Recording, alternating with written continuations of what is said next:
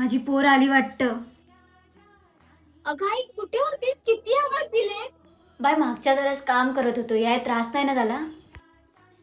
यायला त्रास कसा होईल? इकडे यायचं होतं म्हणून सकाळपासून जी धांदल चालली होती ना माझी, विचारू नकोस. कशी आहेस ग? अगं मी मस्त. माझ मेलीस काय झालंय? तू कशी आहेस ते सांग.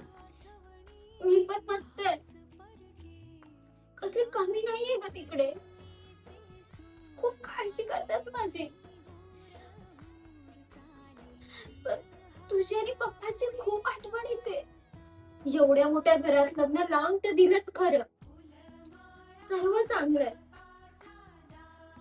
आणि या घराची ओढ नाहीये का तिकडे? पोरी आले आले रडू नको बाय. डोळे पुस आधी.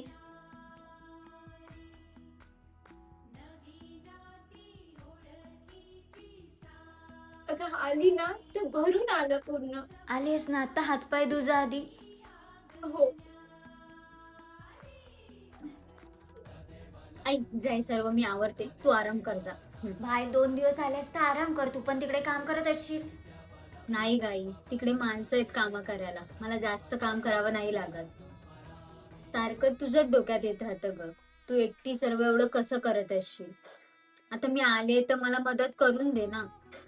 अगो आमच्या जिवंतपणे तुझं चांगल्या घरात लग्न लावून दिलं. तुला खुश बघितलं. आम्ही आमचं कर्तव्य पार पाडलं.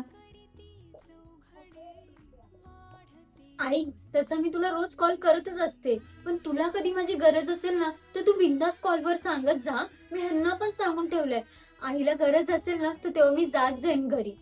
माझी पोरगी एवढ्या मोठ्या घरात लग्न करून गेली पण गर्व म्हणून नाही. हा पैशाचा गर्व कोणाला दाखवू ग? ज्यांनी मला लहानाचं मोठं कसं केलं हे मी माझ्या डोळ्यांनी बघितलंय, त्यांना दाखवू का? आई, तू एक वाक्य नेहमी बोलायचीस, तू नेहमी माझ्या सोबत आहेस. आज मी तुला बोलते, माझं लग्न झालं असेल ना तरी मी तुझीच आहे ग.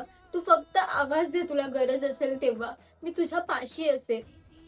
आल्यापासून नुसती रडतेस. असं भरल्या घरात रडायचं नसतं बाय, की मला पण रडवणार आहेस. नाही ग आई, मी कशाला रडवू तुला? हे पाण्याने भरलेले डोळे पुस आधी. तू खुश आहेस ना नक्की तिकडे? हो, मी खुश आहे खूप. फक्त तू तुझी काळजी घे. जा चहा बनव आपल्यासाठी.